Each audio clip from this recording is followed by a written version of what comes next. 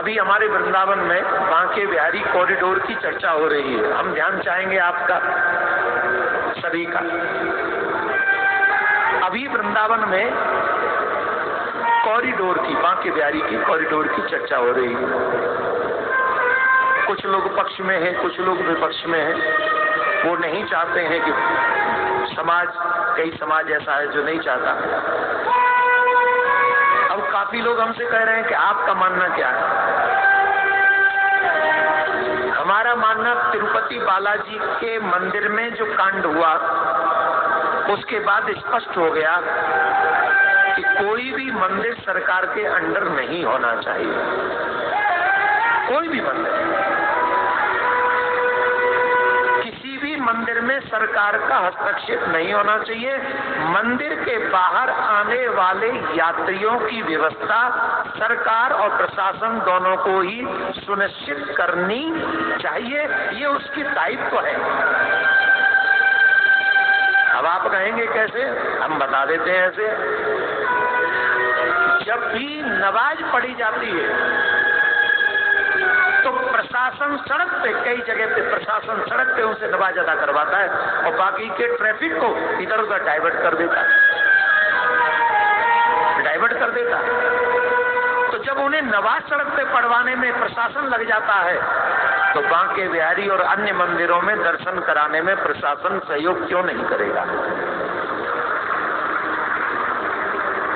हाँ, रास्ता चौड़ा हो जाए, रास्ता चौड़ा हो, गलियारे चौड़े हो, प्रधान मार्ग चौड़ा हो, आने वाले वृंदावन में हमारे आचार्यगण पैरों में पादुका नहीं पहनते थे।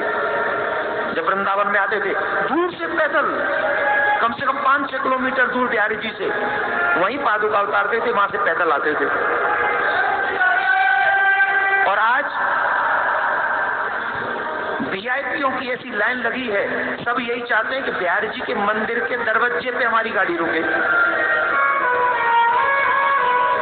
ये क्यों, किस लिए? आप अगर भगवान का दर्शन करने जा रहे हो तो शास्त्रीय विधान है, आपको अपने पैरों से जूते उतारकर, गाड़ी छोड़कर, रथ छोड़कर पैदल जाना चाहिए। कम से कम 1 किलोमीटर 2 किलोमीटर पैदल चलना चाहिए। आधा किलोमीटर तो पैदल चलो। आप भगवान से मिलने जा रहे हो, उनका दर्शन करने जा रहे हो। तो अगर हमारी समझ आप हमसे पूछेंगे, हमने 27 जनवरी को हमारी समझ पूरी स्पष्ट की है, 16 नवंबर को हमने सब स्पष्ट किया है। हम ये चाहते हैं कि सनातन बोर्ड बने और कोई भी भारत का मंदिर सरकार के अंडर ना हो। वहाँ की परंपराएं बची रहे, वहाँ की व्यवस्थाएं बची रहे, वहाँ का सारा जो कल्चर है वो बचा रहे। और वृंदावन में जो गलियारा बने वो दीवालों का गलियारा ना हो, वो तुलसी के विरगों का गलियारा हो, वो सुंदर लता पताओं का गलियारा हो, वो सुंदर ऐसी व्यवस्थाओं का गलियारा हो। जब प्रवेश करें तो पता लगे कि हम वृंदावन में प्रवेश कर रहे हैं। अगर वृंदावन का विकास करना है तो वृंदावन की चारों तरफ की एंट्री के किसी भी रोड पे न तो मांस मिले न मदिरा मिले। वृंदावन का अगर सही माने में विकास करना है तो निर्मल जमुना की धारा बहती रहनी चाहिए। जिस निर्मल जमुना की धारा में ठाकुर जी स्नान करे, मेरा बांके बिहारी, मेरा राधा रमन, मेरा प्रिया कंस सरकार, ये सही मायने में वृंदावन का विकास होगा। ऐसा विकास, क्योंकि हमारी सरकारें हैं, हम अपनी सरकारों से ये आशा करते हैं, ये अपेक्षा करते हैं, और वहाँ के लोग जो अपेक्षा करते हो वैसा ही विकास अगर होगा तो हम कहते हैं सरकार भी बनी रहेंगी और हमारी संस्कृति भी बनी रहेगी। यही हम सनातनी चाहते हैं। राधे राधे बोलना पड़ेगा। मैं आपसे आग्रह करूंगा, अपने बच्चों को भी भगवान के प्रति जागरूक करो। जितने भी लोग तीर्थों में जाते हैं, पुराणों की कथा सुनते हैं, उन लोगों को अपने बच्चों को भी धार्मिक बनाना चाहिए। धार्मिक बच्चे ही आपको सुख दे सकते हैं, अधार्मिक बच्चे ही आपको दुख देंगे। जवानी में तो ऐसा लगता है अरे हमें क्या फर्क पड़ता है, बच्चे कैसे भी हो। फर्क पड़ता है। जब पैर नहीं चलेंगे ना तब फर्क पड़ेगा, हाथ जब नहीं चलेंगे तब फर्क पड़ेगा, आंख जब नहीं देख पाएंगी तब फर्क पड़ेगा, हाथ में जब धन नहीं होगा तब फर्क पड़ेगा, दवाइयों के लिए भी पैसा नहीं होगा तब फर्क पड़ेगा।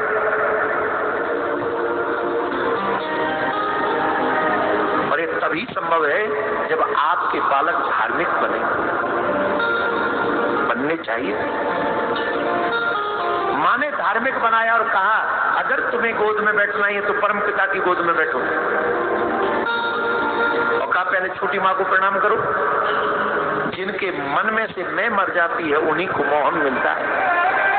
छोटी माँ को प्रणाम करके 5.5 साल के ध्रुव, कितने साल के हैं जोर से बोलो, 5.5 साल के, यहाँ 55 साल के हो गए, भगवान से मिलने की इच्छा नहीं हुई। और 5.5 साल का बालक भगवान से मिलने की इच्छा लेकर अपनी माँ के बताए हुए मार्ग पर चलकर ध्रुव जी चलती।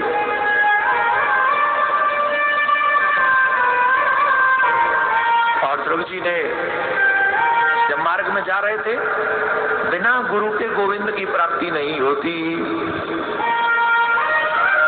गुरु का मिलना परम आवश्यक है। बोलो राधे राधे, जोर से बोलो।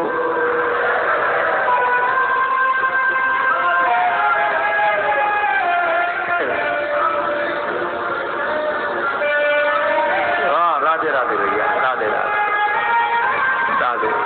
अब इनकी प्रणाम लूं, कथा को। बहुत अच्छे सभी लोग सनातनी हैं, सच्चे सनातनी बनो। तो मैं कहाँ था, यही था ना, गंगोत्री में। अरे कावो,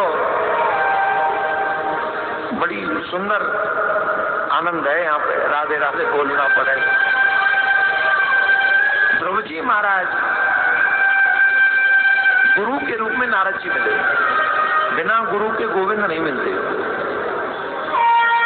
और जब गुरु मिल जाए तो समझ लो कि गोविंद से मिलने का मार्ग प्रशस्त हो गया। पर डिपेंड है कि हम अच्छे शिष्य बने तब। नारद जी ने उनको मंत्र दिया, 12 अक्षर मंत्र, और 12 अक्षर मंत्र देकर उन्हें कहा ततात गच्छ भद्रम ते यमुनायास्तटं शुचि पुण्यम मधुवनम यत्र सानिध्यम नित्यदा हरे। तुम मधुवन चले जाओ जो जमुना जी का तट है, जहाँ नित्य निरंतर भगवान वास करते। आप हमारे वृंदावन गए हो? कौन कौन वृंदावन गया?